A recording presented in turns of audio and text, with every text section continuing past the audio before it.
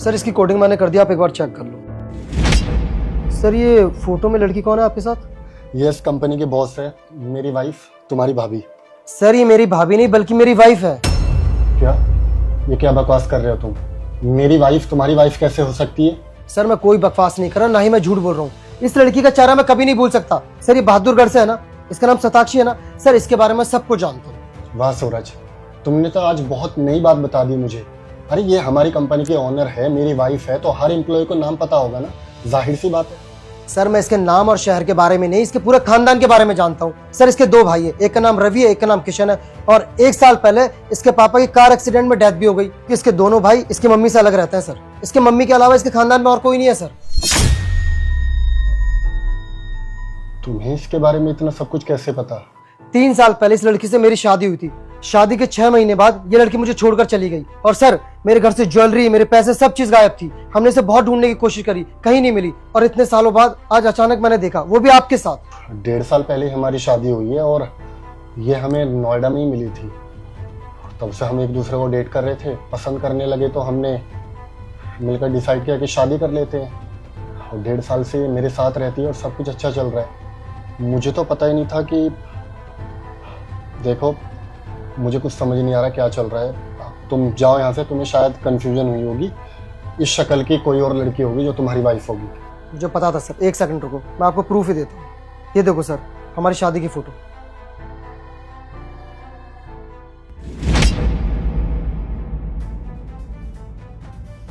Sir मेरी बात का यकीन करो, ये लड़की बहुत फ्रॉड है। इसने बहुत गलत किया सर, इसकी वजह से मेरी ये हालत हो गई है। और आपको मेरे पे यकीन नहीं ना, आप इसे बुलाओ और मेरे सामने पूछो सर, ये बताएगी आपको।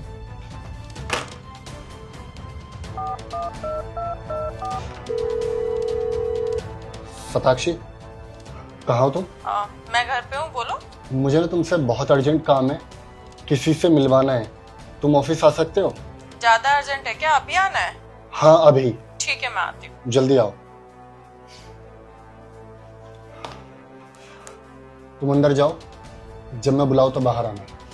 ठीक है सर।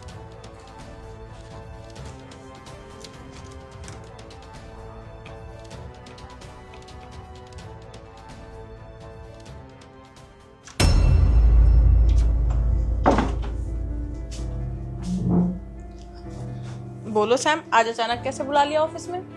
हाँ वो एक्चुअली मुझे ना तुम्हारे बारे में कुछ जानना था। मेरे बारे में? सब तो जानते हो तुम। अच्छा ये बताओ, जब तुम गांव से शहर आए थे तो तुम 30 लाख रुपए लेकर आए थे, वो पैसे तुम्हारे पास कहाँ से आए? वो गांव की जमीन बेची थी, उसी के पैसे थे बस। जहाँ तक मुझे पता है उस जमीन की वैल्यू 50 लाख रुपए थी और तुमसे अलग भी तुम्हारे 2 भाई है। तो इस हिसाब से एक इंसान के हिस्से में 30 लाख रुपए तो आएंगे नहीं। अब एक लड़की हो और उसके पास 30 लाख रुपए हैं, ये बात मुझे कुछ हजम नहीं हुई। सैम जाने दो ना, क्या फालतू का टॉपिक लेके बैठ गए तुम। तुम बताओ ना, किससे मिलवाने वाले थे? हाँ तुम्हारे गांव से, बहादुरगढ़ से है कोई? मेरे गांव से तुम्हारे ऑफिस में? है कोई? अच्छा मिलवाने से पहले कोई ऐसा सीक्रेट जो तुम मुझसे शेयर करना चाहते हो जो अभी तक शेयर ना किया? ऐसा तो कोई सीक्रेट नहीं है जो मैं तुमसे शेयर ना कर सकूं। और मैंने सब कुछ बताया हुआ तुम्हें अपनी लाइफ के बारे में। सूरज यहाँ ना।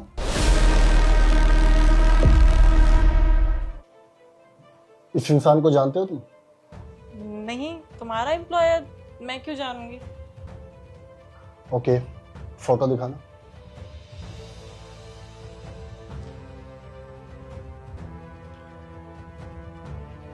ये फोटो देखकर कुछ याद आया? अपने दिमाग पे थोड़ा जोर डालने की कोशिश करो। सैम तुम भी ना, 2026 में जी रहे हैं हम लोग। एआई का जमाना है, कुछ भी बना सकते हैं। देखो ना, एडिटिंग होगी है पक्का। अच्छा एआई का जमाना है और ये एडिटिंग है, सही है। लेकिन ये तुम्हें अपनी वाइफ बता रहा है और इस फोटो में भी साफ साफ दिखाई दे रहा है कि तुम दोनों की शादी हुई है। सैम तुम किसकी बातों में आ रहे हो? कौन है ये इंसान? मैं इसको नहीं जानती। मैंने कोई शादी नहीं करी। मैं तुमसे प्यार करती हूँ, तुमसे शादी की है मैंने। अच्छा तो तुम मुझे नहीं जानती और तुम कह रही हो ये हमारी शादी की फोटो हमने एआई से बनाई है। शर्म करो यार, थोड़ी शर्म आ रही नहीं आ रही? मेरे से शादी करके मेरी सारे पैसे और ज्वेलरी लेके भाग गई और यहाँ इनके सामने कह रही हो कि तुम मुझे जानती नहीं हो। तुम्हारी मम्मी का नंबर है मेरे पास, करूँ उन्हें कॉल? अभी पता चल जाएगा कौन झूठ बोल रहा है और कौन सच। हाँ बिल्कुल सही कहा सूरज तुमने। इसकी मम्मी को फ़ोन करो कि हमारे सामने तो सच नहीं बोलेगी लेकिन अपनी माँ के आगे तो सच बोलेगी ना। वेट, कॉल करने की जरूरत नहीं है, मैं बताती हूँ सब कुछ सच सच। और तुमने ये क्या ज्वेलरी लगा रखी है? तुम्हारी ज्वेलरी लेके भागी थी, तुमने दी थी वो मुझे? नहीं ना, मेरे घर वालों ने मुझे दी थी, और मेरे घर वालों ने तो करा दी तुमसे अरेंज मैरिज। मुझे नहीं रहना था तुम्हारे साथ। तुमने अपना हुलिया देखा था पहले? अब तो तुम ढंग के कपड़े भी पहन रहे हो क्योंकि तुम ऑफिस में काम करने आ रहे हो। पहले तो तुम देखने लायक तक नहीं थे। और मेरा लेवल ना तुमसे बहुत ज्यादा ऊपर था। पापा को पता नहीं क्या पड़ रही थी कि सूरज बहुत अच्छा है, गांव का लड़का है, सीधा साधा लड़का है, इसका मतलब मैं अपनी जिंदगी खराब कर लूं? नहीं रहना था मुझे तुम्हारे साथ। और मैं अपने पापा की दी हुई ज्वेलरी लेके भाग गई। इंसान अपना तो सोचता ही है ना। अब मैं खाली हाथ थोड़ी ना शहर आ सकती थी, इसलिए बस। और मैं यहाँ आई तो मुझे तुम अच्छे लगे, और अगर मैं तुम्हें ये बता देती कि मैं ऑलरेडी मैरिड हूँ तो तुम मुझसे शादी थोड़ी ना करते, इसलिए बस झूठ। अच्छा, तुमने इतना सब कुछ कर दिया और अब तुम इसको एक्सप्लेन भी कर रहे हो, और वो भी इतना प्राउडली कि हाँ मुझे ये लड़का समझ नहीं आया और मैंने इसको छोड़ दिया और ज्वेलरी लेके फरार हो गई और मुझसे शादी कर ली। सताक्षी, ये सरासर गलत है। और अगर तुम्हें इस इंसान से शादी नहीं करनी थी तो जो तुमने शादी के बाद भागने का स्टेप लिया और फैमिली से दूर जाने का, वो पहले भी तो ले सकते थे ना। घर वालों ने जबरदस्ती शादी करा दी और उस टाइम मैं कुछ बोल नहीं पाई। वाह, लड़कियों का सही है, बस फैमिली को बाद में ब्लेम कर दो कि हाँ फैमिली ने जबरदस्ती शादी करा दी और हमारी मर्जी नहीं थी, बाकी अपनी मर्जी से कुछ भी कर लो। सताक्षी, तुमने मेरे साथ ही नहीं बल्कि सूरज के साथ भी बहुत गलत किया है।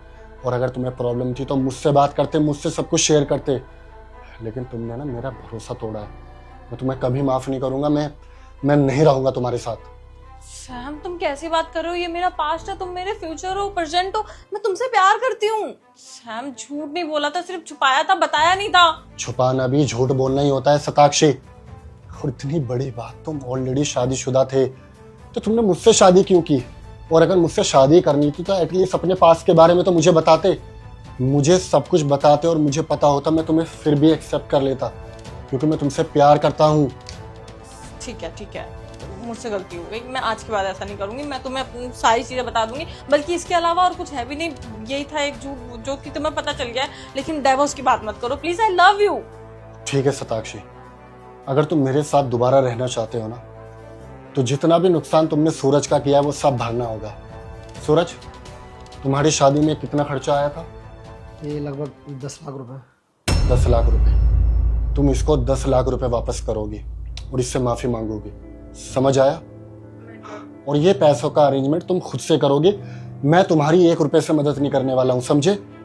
हाँ, मैं तुमसे पैसे नहीं मांग रही। मैं जॉब करती हूँ, मेरी कुछ सेविंग्स हैं और कुछ पैसे बचे हुए भी हैं अलग से, वो मैं मिला के इसको दे दूँ। और सॉरी सूरज, मेरी वजह से इतना सब कुछ हो गया, लेकिन मेरे पास कुछ और चारा भी नहीं था। मैं तुम्हारे साथ सर्वाइव नहीं कर सकती थी और मुझे समझ नहीं आ रहा था कि मुझे क्या करना चाहिए क्या नहीं करना चाहिए, और मैं खाली हाथ कहीं जा नहीं सकती थी। मुझे जो समझ आया मैंने उस टाइम कर दिया। पैसे तो तुम वापस कर दोगे, मेंटली और इमोशनली टॉर्चर हुआ इसका क्या? सिर्फ तुम्हारी वजह से। अब मैं किसी लड़की पर ट्रस्ट नहीं कर पाऊंगा, वही बात समझ लो। आज के बाद मुझे अपनी शक्ल मत दिखाना, जा रहा हूँ सर मैं। सताक्षी, एक बात बोलूं, इंसान का जो डर होता है ना, वो डर पता है क्या क्या कराता है? अपने साथ साथ दूसरों को भी जिंदगी खराब करा देता है। अगर कोई बात होती है तो एटलीस्ट तुम इस लड़के से बात करते, और ये लड़के से अगर तुम बोलते कि हम दोनों की शादी जबरदस्ती हो रही है और मैं ये शादी नहीं करना चाहती, तो वो लड़का तुमसे कभी शादी ना करता।